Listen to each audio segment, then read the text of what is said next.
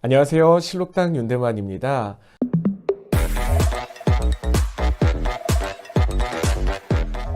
실록당 TV 구독자 여러분, 또 시청자 여러분, 실록당과 인연되신 모든 분들, 2023년 개미년엔 더욱더 좋은 일만 가득하시길 두 손 모아 기원합니다. 네, 오늘은 설날과 또 차례, 제사에 대해서 여러분들하고 소통을 한번 해볼까 하는데요. 여러분들은 설날하면 어떤 게 가장 생각나시나요? 세뱃돈도 있겠고, 또 떡국, 또 설빔도 있겠고요. 여러 가지가 있는데 저는 이 까치까치 설날이라는 말이 가장 먼저 떠오르는데요. 여러분들도 그렇지 않으신가요? 근데 왜 까치까치 설날일까라는 생각 한번 해보신 적 있지 않으세요? 까치까치 설날의 이 뜻은 사실 아직까지도 정확하게 그 설이 밝혀지지가 않았는데요. 국어학계에 가장 정설로 받아들여지는 설은 원래 섣달 금음날, 음력으로 12월 마지막 날이 되겠죠. 섣달 금음날을 아찬설 또는 아치설이라고 불렸다고 합니다. 아찬이나 아치는 순 우리말로 작은을 뜻하는데요. 설 전날은 작은 설이라는 뜻으로 아치설이라고 했다고 합니다. 크리스마스도 크리스마스 이브가 있듯이 섣달 금음날에는 아치설 또는 아찬설이라고 했다고 합니다. 추석이 순 우리말로 한가위라고 불리는 것처럼 설 명절 당일날은 한설 또는 한천날로 섣달 금음날, 작은 설은 아찬설 또는 아치설로 불렸다고 합니다. 세월이 흐르면서 아치의 뜻을 상실해서 아치와 음이 비슷한 까치로 바뀌었다는 것입니다. 이에 근거로 조석간만의 차가 가장 작을 때 조금이라고 하는데요. 남서해안 다도해 지방 뱃사람들은 이것을 아치 조금이라고 불렀다고 합니다. 그런데 충남 태안, 황해도 옹진 이 경기만 지역에서는 이 뱃사람들이 이것을 아치조금이 아니라 까치조금이라고 불렀다고 합니다. 까치까치 설날에 대해서 알아봤는데요. 굉장히 흥미로운 이야기들이 많이 있는 것 같습니다. 이 외에도 굉장히 많은 설이 있는데 학계에서 가장 정설로 불려지고 있는 설을 여러분들하고 한번 이야기해봤습니다. 명절이 되면 차례상을 정성스럽게 드리고 차례를 지내는데 이 차례와 제사는 어떻게 다른지 한번 알아보도록 하겠습니다. 설날 아침에 지내는 차례에는 특별한 음식 떡국이 오릅니다. 떡국에도 굉장히 재미있는 의미가 있는데요. 하얀 떡과 하얀 국물로 지난해에 안 좋았던 일을 하얗게 잊고 새롭게 시작한다는 의미가 있습니다. 하얀색 가래떡을 길게 뽑는 이유는 장수와 집안의 번창을 뜻하고 있습니다. 또한 차례에 빠지지 않는 이 삼색나물에도 의미가 있는데요. 뿌리채소인 도라지나 무는 조상님을 뜻하고요. 줄기채소인 고사리는 현세를 살고 있는 우리를 뜻하고요. 잎채소인 시금치는 후손을 가리킨다 하여 삼색나물은 가족을 뜻하는 것입니다. 요즘 명절은 1년에 2번 차례를 올리잖아요. 설날과 추석 때 올리는데 처음부터 그랬던 것은 아닙니다. 동지와 매월 초하루, 보름 등 1년에 차례가 무려 31번이나 됐다고 합니다. 31번 정도를 드렸다는 이유는 그만큼 우리의 조상님들께서는 그 윗대의 조상님들을 섬기는 일을 게을리 하지 않았다는 점이 있죠. 근데 왜 이것들이 이렇게 바뀌었을까요?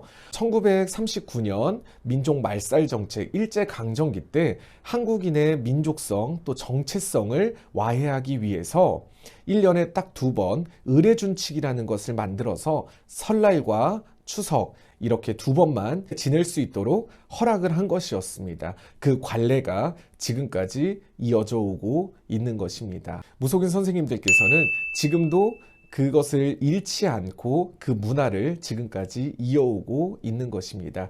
그렇기 때문에 정말 신비한 능력도 있으시지만 우리나라의 이 고유 문화를 이어오고 있는 전통문화 지킴이라고도 볼 수 있는 것입니다. 차례라는 것은 한문에서도 보이다시피 이 차를 올리다라는 뜻이잖아요. 이는 차를 즐겨 마시는 중국에서 유래된 말입니다. 허나 우리의 차례상에는 차가 올라가지 않기 때문에 한문을 쓰고 있었기에 이름만 차례이지만 서로 다른 문화를 가지고 있는 것입니다. 제사는 고대 사람들이 신의 보살핌으로 재앙을 피하기 위해서 천지신명께 정성을 올린 것이 그 시작입니다. 조상께 제를 올리는 문화는 고려 말부터 중국에 주자학이 전래되면서 시작되었다고 하는데요.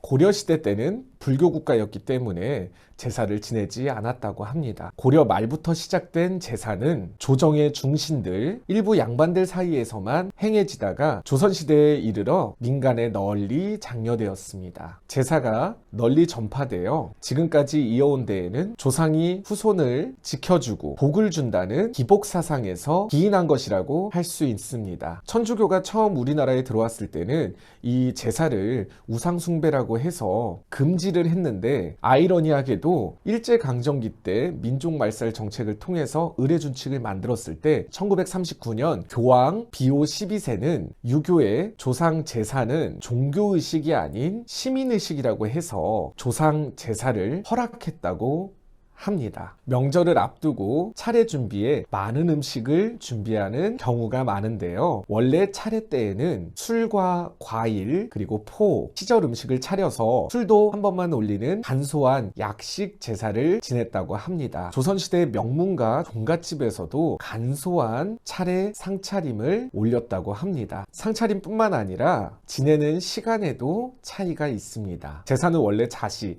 밤 11시부터 새벽 1시 그 사이에 지내고, 차례는 주로 명절날 아침에 지냅니다. 차례 준비로 힘들 때면 유교 때문이야, 주작 때문이야 라는 탄식이 나오는 분들도 많으실 텐데요. 주자가래라는 제례와 관련된 예서에 보게 되면 제사상은 본래 소박하고 간소했는데요. 조상 제사를 통해 가문의 위세를 과시하려는 경향으로 제사 음식과 제사 절차가 점점 화려해지고 복잡해졌다고 합니다. 보통 제사는 윗대로 올라가서 2대조, 3대조까지 지내는 경우가 많은데요. 과거에는 신분에 따라 차등을 두어서 벼슬이 높으면 높을수록 더 윗대의 조상까지 제사를 지냈다고 합니다. 하지만 갑오개혁 이후에 신분제가 철폐되면서 4대 봉사가 보편화되었는데요. 신분제의 한을 풀기라도 하듯이 부자와 서민 할 것 없이 4대의 봉사가 보편화가 되었습니다. 이후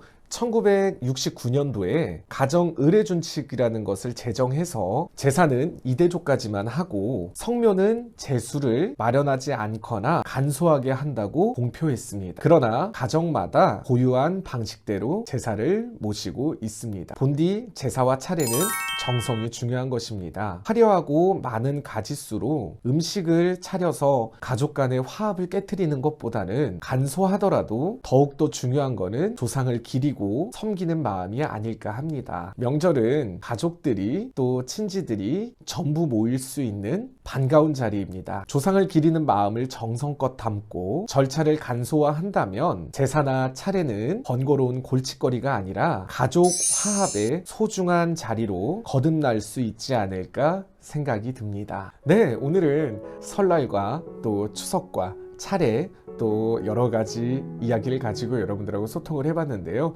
유익한 내용이셨으면 좋겠습니다. 2023년 개묘년 설날이 얼마 남지 않았습니다. 여러분들 아무쪼록 건강 잘 챙기시고요. 모두 즐겁고 안전한 설 명절이 되셨으면 좋겠습니다. 여러분 새해 복 많이 받으세요. 감사합니다.